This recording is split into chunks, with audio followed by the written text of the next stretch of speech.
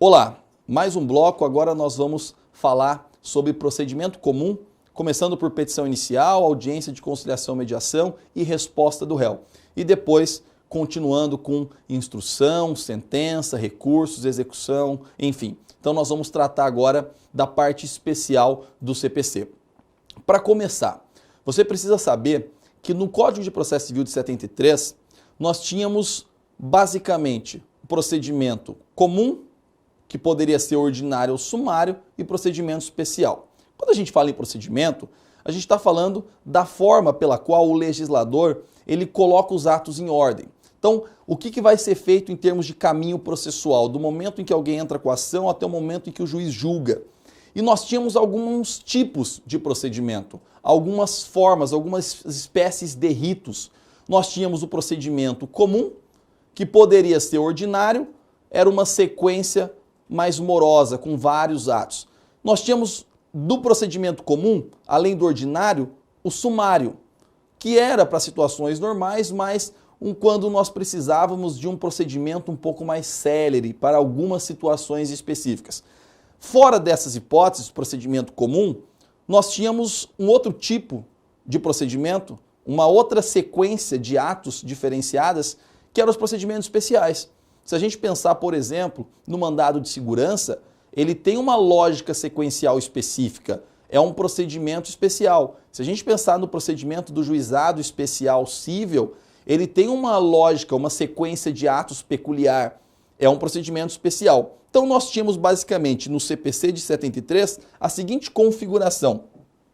CPC de 73, nós tínhamos procedimento comum, era a regra, que poderia ser ordinário, com uma sequência de atos mais complexa, ou sumário, com algumas abreviações procedimentais. E nós tínhamos os procedimentos especiais. Mandado de segurança, juizado especial cível e outros procedimentos. Importante que você saiba desde logo, o CPC de 2015 ele acaba com essa divisão. Não há mais procedimento sumário e, consequentemente, não há mais necessidade de falar em procedimento ordinário. O CPC de 2015 tem simplesmente procedimento comum, é apenas uma única sequência, da petição inicial até a sentença, apenas uma lógica de atos, e nós temos ainda sobreviventes, claro, procedimentos especiais. Continua existindo o procedimento do juizado especial, continua existindo um procedimento especial do mandado de segurança e outras ações mais. E o que é importante, dentro desse procedimento comum que foi formado no CPC de 2015, nós temos uma mudança procedimental. No CPC de 73, a lógica, a regra era o seguinte: alguém propôs a ação, o juiz analisa se a ação está tudo em ordem e manda citar o réu para se defender. O réu apresentando defesa, havia uma audiência de conciliação e daí se seguia para a instrução, produção de provas, etc. O CPC de 2015 promove uma mudança radical no início desse procedimento. A regra agora, o procedimento comum nosso, passa a ser o seguinte: proposta uma ação, protocolada a petição inicial, em regra, o juiz não vai mais citar o réu para apresentar contestação. Vai citar o réu para comparecimento a uma audiência de conciliação e mediação. E apenas se não der acordo é que vai aparecer a resposta do réu, a contestação, após, portanto, a audiência. Essa é uma mudança significativa e que merece ser destrinchada. Veja, para a gente organizar o nosso raciocínio e entender o que o legislador fez, a gente precisa dar um passo para trás e entender o seguinte: quais são as atitudes que o magistrado pode ter quando alguém propõe uma ação? Imagine lá, A acabou de propor uma ação contra B cobrando 100 mil reais. Uma ação de cobrança simples. A propôs uma ação contra B cobrando 100 mil reais. Qual a primeira atitude que o juiz pode ter ao se deparar com essa petição inicial? Basicamente, Primeira atitude é o juiz indeferir a petição inicial, não sendo possível correção de vício ou sendo algum caso que não tem como o processo prosseguir, o juiz ele pode indeferir a petição inicial, de plano, perceba. Então a primeira atitude que o juiz pode ter, indeferimento da petição inicial. E aí, o CPC vai nos dizer o seguinte, veja o artigo 330. A petição inicial será indeferida quando for inepta, a parte for manifestamente ilegítima, o autor carecer de interesse processual. Perceba que aqui nós estamos diante do seguinte, quando que a petição inicial vai ser indeferida? E quando a gente fala em indeferimento, a gente está falando sem análise do mérito. Ou seja, o juiz não vai dizer se o autor tem razão ou não, ele tem direito aos 100 mil reais ou não. Ele vai dizer, eu não posso continuar com esse processo, porque a petição inicial é inepta, ou porque a parte não é legítima, ou não tem interesse. Leia-se, falta de condição da ação. Num dos blocos anteriores, nós falamos sobre isso, que a falta de condição da ação levaria à extinção do processo sem análise do mérito, carência da ação. E está aqui, o juiz indefere a petição inicial e ao indeferir, em regra, ele profere uma sentença extinguindo o processo sem análise do mérito. Mas nós não podemos perder de vista o seguinte, antes de indeferir, o juiz precisa tentar corrigir o vício. Então, há a possibilidade de emenda da petição inicial. Uma das atitudes que o juiz precisa tomar quando há problema é mandar emendar a petição inicial. E uma observação merece ser feita. No CPC de 2015, passa a ser, de uma vez por todas, um verdadeiro direito subjetivo da parte à emenda da petição inicial. Leia-se, o juiz não pode indeferir a petição inicial sem permitir a correção do vício. Claro, quando o vício é passível de correção. Às vezes não é passível de correção e ele indefere. Mas a questão é, artigo 321, o juiz, ao verificar que a petição inicial não preenche os requisitos dos artigos 309 e 320, ou que apresenta defeitos e irregularidades capazes de dificultar o julgamento de mérito, veja a forma como o legislador resolveu escrever. Determinará que o autor, no prazo de 15 dias, emende ou complete a petição inicial, indicando com precisão o que deve ser corrigido e completado. Eu gostaria de chamar a atenção também dessa parte, que é uma novidade no CPC de 2015, que não tinha no CPC revogado. O juiz tem que indicar com precisão o que deve ser corrigido ou completado. Veja a relevância da gente entender um pouco mais sobre as normas fundamentais do processo civil. Isso aqui nada mais é do que o desdobramento da cooperação processual. Aqui o princípio da cooperação está gerando efeitos, está causando impacto. Ou seja, juiz, você não pode simplesmente, diante de uma petição inicial de 40 laudas, falar para o autor emendar, simplesmente sem falar mais nada. Vem o código e diz, indique com precisão o que deve ser corrigido ou completado. Desdobramento do dever de cooperação que atinge o órgão judicial. Veja, atitudes que o juiz pode tomar assim que a petição inicial é proposta, é protocolada. Se não houver como indeferimento da petição inicial, havendo possibilidade, direito da parte à emenda, se é possível a correção do vício, o juiz não pode indeferir a petição inicial e extinguir o processo antes de permitir a correção desse vício. Então, emenda da petição inicial, eventualmente indeferimento da petição inicial. Terceira opção, antes mesmo da gente continuar, perceba que nós nem demos seguimento ao procedimento. Nós estamos analisando as atitudes que o juiz pode imediatamente tomar. Indeferimento, emenda. Se não for caso de indeferimento nem de emenda, se tiver tudo certo, o juiz, antes de citar o réu, ele ainda pode tomar uma medida. Ele ainda pode tomar uma atitude. Qual? É possível ele, de plano, sem citar o réu, julgar o mérito. Só que cuidado, somente se for favorável ao réu. Ou seja, apenas se for para julgar improcedente. É que se ele julgasse procedente de plano sem citar o réu, aí a gente teria uma violação ao contraditório. Agora, se for para julgar improcedente a favor do réu, não há necessidade de ouvi-lo. E o legislador, sabendo disso, trouxe a possibilidade do juiz, nesse momento inicial, veja, antes mesmo de dar seguimento ao processo, antes mesmo de citar o réu, julgar improcedente liminarmente o pedido do autor. Veja o que diz o artigo 332. O artigo 332 é o que trata dessa hipótese. Nas causas que dispensem a fase instrutória, o juiz, independentemente de citação do réu, julgará liminarmente improcedente o pedido. Olha que interessante. Liminarmente, olha a palavra liminar aqui. Significa, mais uma vez, sem ouvir o réu. E veja como a palavra liminar, ela não é necessariamente uma tutela antecipada. Nesse caso, nós estamos falando de uma sentença liminar. O juiz vai julgar definitivamente, dar uma sentença, só que liminarmente, ou seja, uma sentença proferida antes do réu falar, antes do réu ser citado. Nas causas que dispensem a fase instrutória, o juiz, independentemente de citação do réu, julgará liminarmente improcedente o pedido que contrariar. E aqui, nós podemos simplesmente resumir o seguinte: que contrariar precedente obrigatório.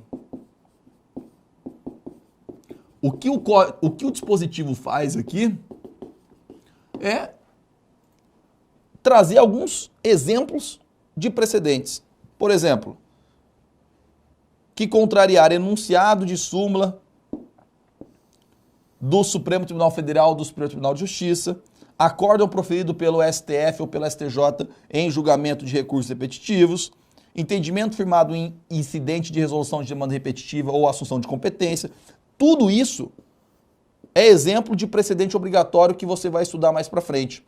Então nós podemos resumir o artigo 332 é o seguinte: primeira hipótese que o juiz pode julgar liminarmente improcedente o pedido. Primeira hipótese aqui, no caso de precedente obrigatório.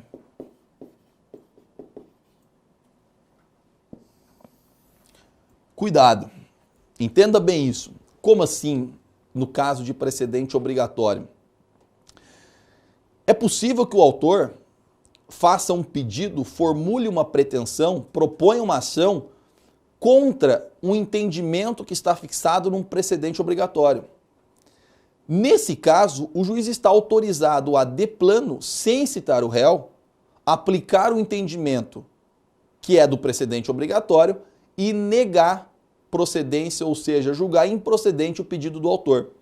É verdade, e você vai estudar isso mais para frente, que o autor pode fazer na sua peça a diferenciação, aquilo que a doutrina chama de distinguishing. Ou seja, ele pode mostrar que o caso dele é diferente daquele caso retratado numa súmula do STJ, numa súmula do Supremo Tribunal Federal. Então há um ônus argumentativo importante para o autor quando ele vai demandar contra um precedente obrigatório. Mas o fato é, se ele simplesmente demanda contra um precedente obrigatório, o juiz ele pode nem citar o réu, ou seja, ele pode deixar de citar o réu e, de plano, proferir uma sentença julgando liminarmente improcedente o pedido. Mas não é só nessa hipótese. Além da hipótese do autor formular um pedido contra precedente obrigatório, é possível que o autor esteja formulando um pedido em que, de plano, o juiz perceba que está prescrita a pretensão. De plano, o juiz reconheça prescrição e decadência. O juiz pode fazê-lo sem citar o réu? Pode, justamente porque vai beneficiar o réu. É que o CPC diz. Veja o que diz o artigo, o parágrafo 1º do 332. Diz lá: o juiz também poderá julgar liminarmente improcedente o pedido se verificar desde logo a ocorrência de decadência ou de prescrição. Isso é importante. Típico dispositivo que é cobrado numa prova. Numa das assertivas lá da questão, coloca integralmente, literalmente, esse dispositivo para você falar se está certo ou errado.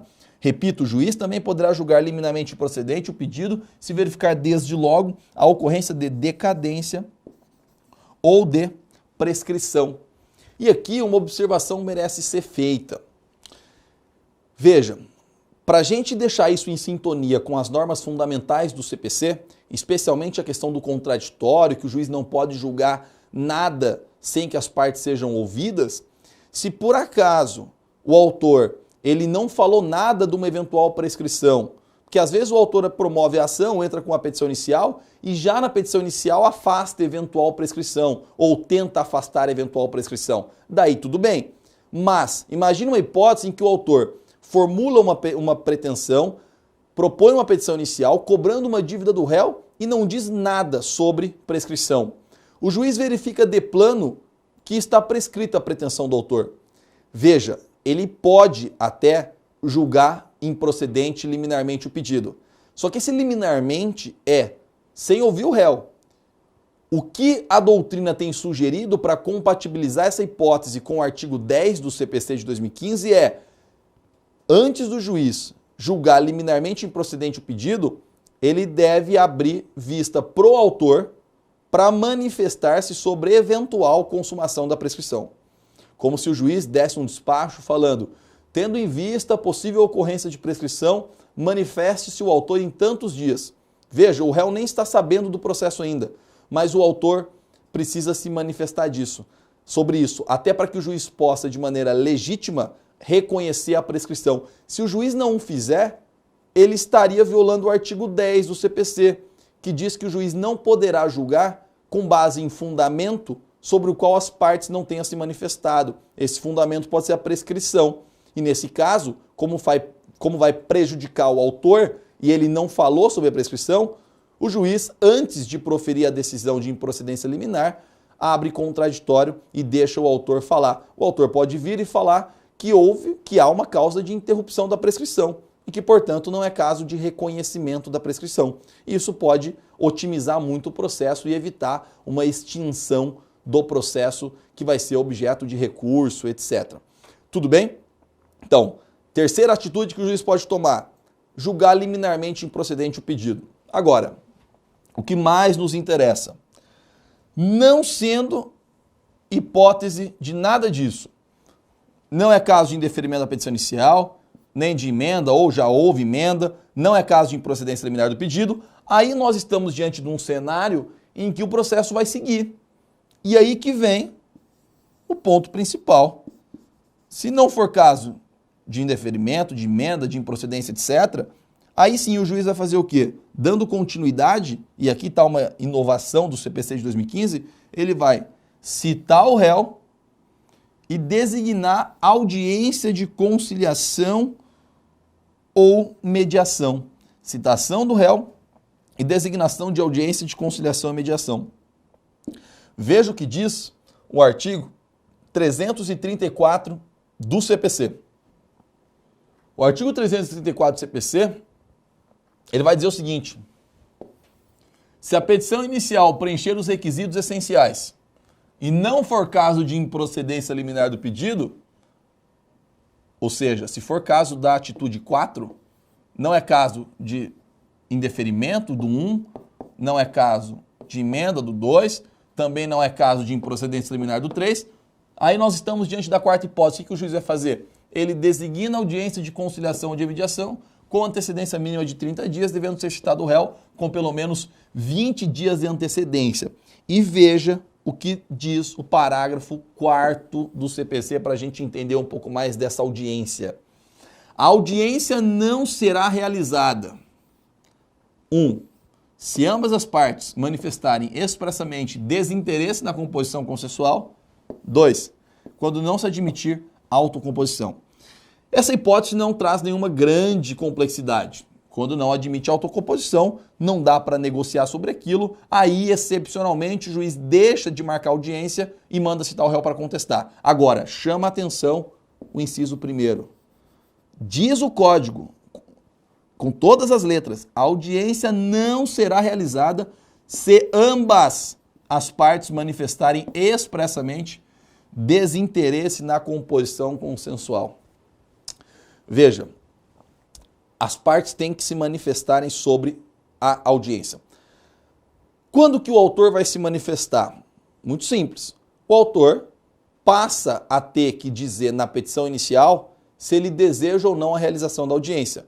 Não por outra razão, passa a ser um requisito da petição inicial, lá no artigo 319, dizer se quer ou não audiência de conciliação e mediação. E o réu? O réu, diz o Código, tem um prazo para dizer se quer ou se não quer audiência de conciliação e mediação. Veja, diz lá o parágrafo 5º que o autor deverá indicar na petição inicial seu desinteresse na autocomposição e o réu deverá fazê-lo por petição apresentada com 10 dias de antecedência contados da data da audiência. O ponto importante é o seguinte, e isso que pode ser objeto de um eventual questionamento, além, claro, do que diz expressamente o Código. O que acontece se o autor não cumprir esse requisito, não se manifestar? A doutrina tem entendido que a falta desse requisito, qual requisito? Manifestação sobre o interesse na audiência, não pode levar à extinção do processo. Na pior das hipóteses, você considera que o autor deseja a realização da audiência, até porque diz o CPC que ela só não vai se realizar se ambas as partes expressamente falarem que não quer. Então, a omissão do autor e também a omissão do réu significa que vai ter audiência. E veja, basta que uma parte queira, ainda que por omissão, que a audiência vai se realizar.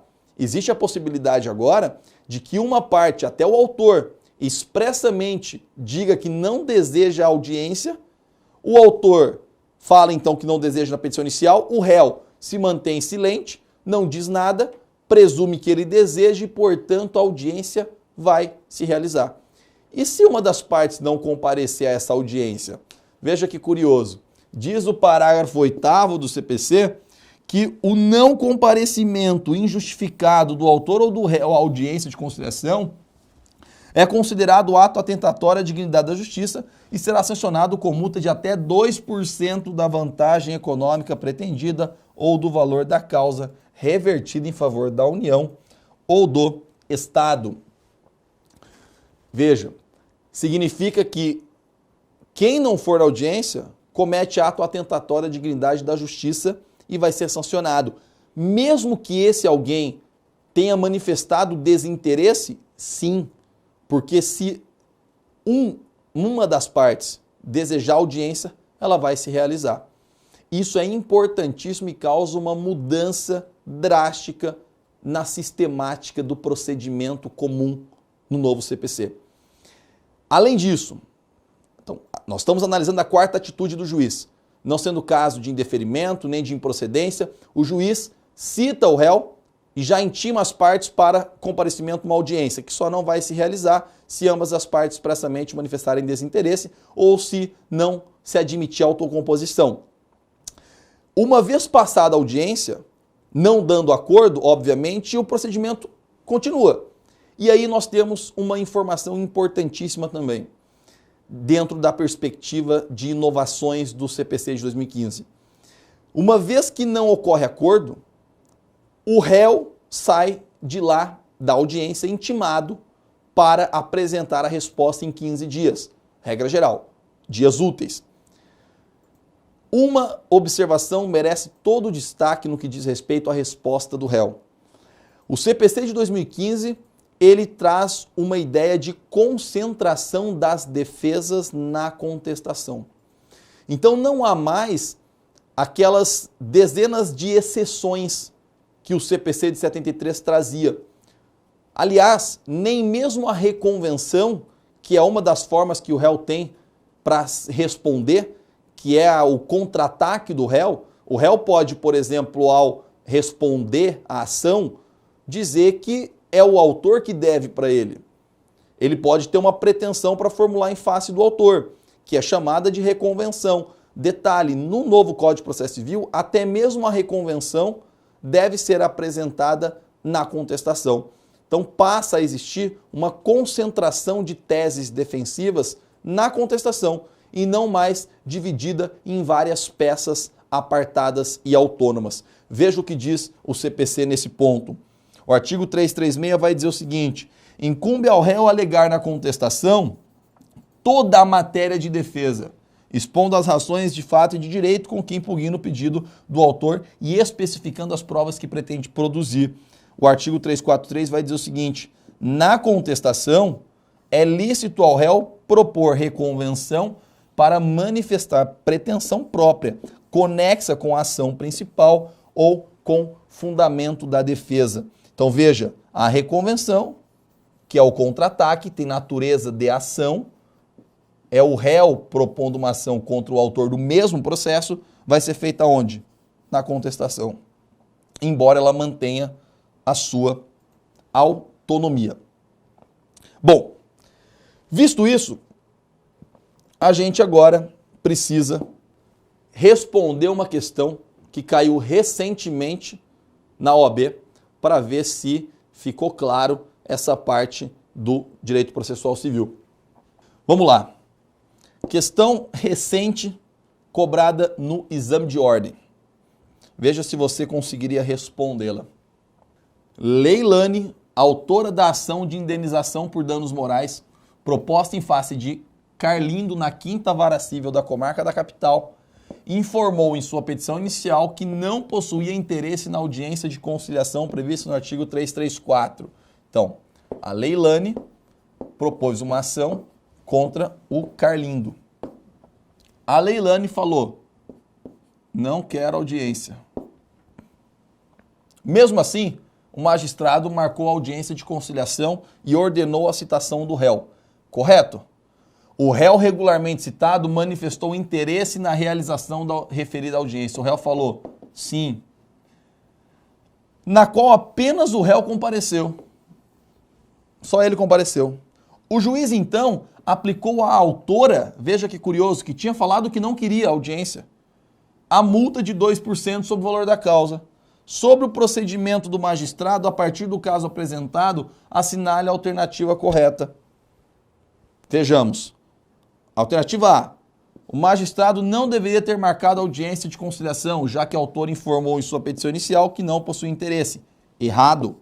Diz o código, no parágrafo 4º do 334, que ela só não vai ser marcada se ambas as partes falarem que não quer. Aqui só a autora falou que não quer. B. O magistrado agiu corretamente, tendo em vista que a conduta da autora se caracteriza como um ato atentatório à dignidade da justiça. Perfeito. Nós vimos isso. É o que o código diz. Para terminar, C e D. O magistrado deveria ter declarado o processo extinto sem resolução do mérito e a multa não possui fundamento legal. Errado. Não pode declarar o processo extinto sem resolução do mérito porque uma parte não deseja audiência de conciliação ou mediação. A solução do código é: vai realizar a audiência. E por fim, D. A manifestação de interesse do réu na realização da referida audiência pode ser feita em até 72 horas antes da sua realização. Errado, nós vimos até 10 dias antes, é o que o CPC diz no artigo 334, seus parágrafos, e, portanto, a assertiva B está correta. Veja, questão recente que caiu no exame de OAB também de 2017 e que que você conseguiria responder com base nessa parte teórica que nós vimos aqui sobre petição inicial, resposta do réu e audiência. Essas eram as principais considerações. A partir do próximo bloco, um outro professor vai continuar com vocês, a partir daí falando então de saneamento, produção de provas, daí para frente, pensando num procedimento, num processo em andamento, daí para frente segue o professor. Foi um grande prazer, agradeço a sua atenção e gostaria de ficar à disposição para que a gente possa continuar esse diálogo, continuar esse bate-papo. Eu deixei meu e-mail lá no primeiro slide, na primeira aula, danielcolnago@gmail.com, e você fique bem à vontade para mandar dúvidas, sugestões e outras considerações por e-mail. Obrigado pela sua atenção mais uma vez, até a próxima.